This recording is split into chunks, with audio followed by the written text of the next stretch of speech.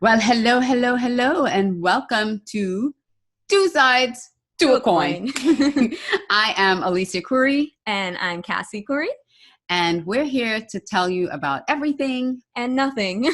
So let's just get going. So we wanted to go a little bit deeper today since this is really our first show, and we want to prove that no topic is off limits, no matter how uncomfortable we get. Yeah, so we're going to talk a little mother-daughter stuff today. And there was a time in our lives when, when we did the show last week, we said, we're riding the high right now because it's been a roller coaster ride.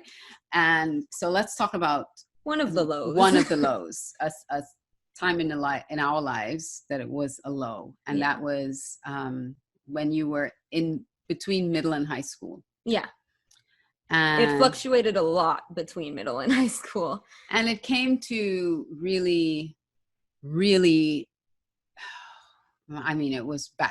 Almost at some like points. A roadblock. It was we were at an impasse at certain times in our relationship. And there was a lot of anger, a lot of hurt, a lot of blame and frustration between the two of us, and a lot of not listening to each other. There was either silence or screaming, and neither of us heard each other in the midst of any of that. Yeah. And so and this is not like, we're not professionals, we're not here dispensing advice to anybody. We're just telling you what our experience was, what I did as a parent from a parent's point of view, what I did as a child, and how I felt in response to what she did as a parent, and just hoping that we can help you better navigate whatever is going on in your life, if it relates to this at all. Right, because I know at one point it had gotten to the point where it was so difficult for us to communicate that I started reaching out to people that I knew her, loved her, and trusted her, because from my point of view, if I can't get through to her anymore, if I can't speak into her life, if she's not listening to me anymore or wanting to hear from me, maybe she would respond to someone else that she also respected a lot. And so my way of helping her, and I would always say, I don't have to be everything. I'm her mother, but maybe she can't talk to me. So I was seeking out help for her, but my way. Yeah.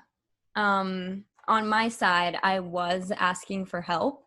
I wanted professional help. I wanted to see like licensed doctors or psychologists or someone who could help me figure out what was going on, because I had been trying to figure out how to explain, how to articulate how I was feeling at the time, and I just couldn't.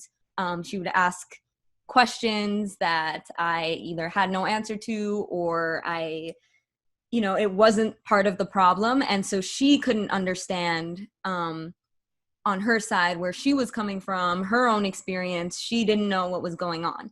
So I wanted somebody sort of unbiased and just impartial, a stranger to the situation that I could try to explain what was going on to, and they could hopefully help me understand and find a better way of explaining what was going on.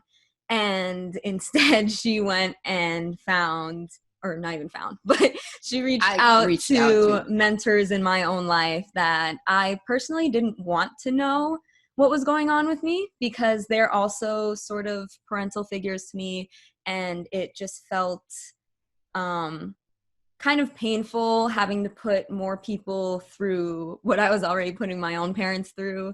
I felt like they might be disappointed in me or kind of ashamed of me after they found out what was going on. Mom didn't even really give me the option. She kind of just reached out to them on her own, and then they came to me to ask about everything and pulled me aside, and I was just like, oh, what's going on? Oh boy.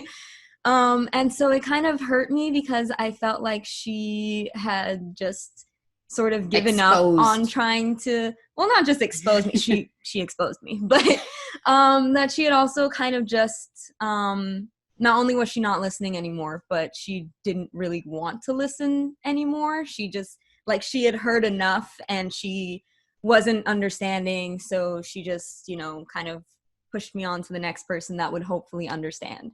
And I don't know, she had talked about, I'm assuming jokingly, sending me to military school and sending me to boarding school and sending me to another country back home to Trinidad to go to school with my cousins. And I didn't know what to think anymore at that point. I wasn't hearing the sarcasm or the joke in her voice. I was just hearing, get rid of you. You don't really want me anymore. Let's get rid of you because you are a troublemaker. Yeah. And from my end, it was just, my child needs help. I don't know how to help her. And on the point of getting like professional help, I didn't even know where to go to get that. You know, now when I take like my son to the doctor, they ask all these emotional questions. They ask if you want to hurt yourself, if you sleep a lot, if you're missing school. You know, they ask you these questions. Are you now eating properly? Yeah. Which when we used to take you to the pediatrician, they never used to ask that kind of stuff. So I didn't even know how to bring that up with the pediatrician, that you were going through this, or if that was the place to bring it up. So my own ignorance as well as a parent in not knowing how to engage a professional. How do I find the right professional? I didn't have the kind of network I have now that I can trust people to give me good advice. I didn't know what to do or where to go. So I went to the people I knew, which were teachers that she had, that she looked up to, our pastors, the youth pastors that she also looked up to. So those are the people I went to help, because again, I also didn't want you to go to a medical professional that would just medicate you and start giving you, stuff to take and not really getting to the root of what is happening and why is my child changing so much and why is she sleeping and not wanting to get out of bed and she's refusing to go to school. And, I had already asked the questions about bullying. Are you being bullied? No. Are you in danger? Do you feel like you're in danger going to school? No. So what is the problem? I couldn't come up with the problem and I couldn't come up with the solution. And so it came to a point that the frustration level that both of us were experiencing was so high that we couldn't listen to each other anymore. We couldn't hear each other anymore. Yeah. We were just battling. We were just, I need you to go to school. And you were not listening to that. Yeah. And it was really an issue where we could only help each other, because it's not like I had a counselor at school that I could go talk to, or some other like school official that I could have mediate on my behalf to my mother. We didn't have those kinds of resources at school. Like she said, the doctors didn't have that sort of obligation, or even, I don't even know if that was part of their training almost. Yeah, we weren't getting to those ask kind of like mental health questions, dieting questions, things like that. So it was really a foreign concept to both of us. And so I would kind of just go off of what I Googled, which, isn't always the best thing to do, but that was the only source of help that I could find. And so I would, search through forums, and I would check out social media, and I would go to like WebMD and stuff and just try to figure out what was going on for myself. And that's how I came to the conclusion that I wanted to see a mental health professional to see if they could help me diagnose what was going on. And Again, like at the time, this wasn't as big of a thing as it should have been. Now, fortunately, there are a lot more resources for people. There are a lot more like help hotlines, a lot more just you can Google and find reliable sources now. There's no excuse to be ignorant to these kinds of things, especially if you suspect that your child or a loved one might be going through something like this. It's very difficult. Yeah. It's very challenging. We battled a lot because we both were coming at it from different places. Yeah, and neither of us understood what was going on either. And as a parent, I wanted her to keep doing what I didn't want her to have regrets for stopping school or giving up on herself. The way I saw it was that she was giving up on herself. And so even though you're going through this right now, keep doing what you need to do every day. Like keep getting up, keep going to school, keep moving forward, because it's not that I wasn't sympathetic to that she was going through something, but I'm not really a great nurturer. Yeah, I'd agree. I'm not like, she won't coddle you. I'm not a coddler. And so if you fall, you scrape your knee, I'll clean it up for you. I'll kiss your boo-boo, put a Band-Aid on you, but get up and keep going, right? It's like, don't come with me tomorrow and tell me about this boo-boo that happened yesterday. Yeah. Like, heal already. Yeah. Let's keep going. That's the best illustration that you can It's give. like, that happened yesterday. Why are you coming to me telling me your knee still hurts? Come on, let's keep going. Yeah. So, and it's not an excuse. It's not, I'm not Mm-hmm. using that, we're laughing and we're joking. It's not like it's an excuse. It's just that I just felt like, okay, you're going through something, but while you're going through this, why does your life have to stop? Mm-hmm. Just keep living life until we figure it out. And let's keep trying to figure it out. And she was of the mindset of, I'm done. Yeah. It just got to a point where I felt that I couldn't keep going the way that I was going. I was trying, the year before, like I had stayed in school the entire year. I had maintained an A average. I had like a 4.2 GPA going into my junior year. And then like the world just sort of fell out from under me. I could not function anymore. And after that great year that I had, Mom couldn't really understand why. I'm like, what is going on? I kind of pumped the brakes again. And, she would tell me like, you're so close. You just have another year and a half to go. And I'd just be like, yeah, but I can't live this way for another year and a half. Like, I cannot. And again, she would ask, are you being bullied? Is someone threatening you? Do you feel threatened going to school? Are the classes too much? Is it Yeah. Do you need to drop some classes to make your load a little lighter? Yeah. I am the, let's figure it out. Let's find a solution and let's work the problem and work the solution type of person. Mm-hmm. And let's not stick into the, I can't, or I don't know what's happening. Let's just keep moving forward. And that was not helping her at all. Just how I am was not helpful. And she was telling me it's not helping, but that's the only way I kind of knew how to solve a problem. And bringing other people in to help her was more detrimental to her, which I didn't understand that either, but it was more, she saw that as more detrimental than helpful. And so I think because we stopped communicating, because we just were so angry with each other and so frustrated and fed up, that it was just, you do your thing, I do my thing, and we didn't come into each other's spaces. Yeah.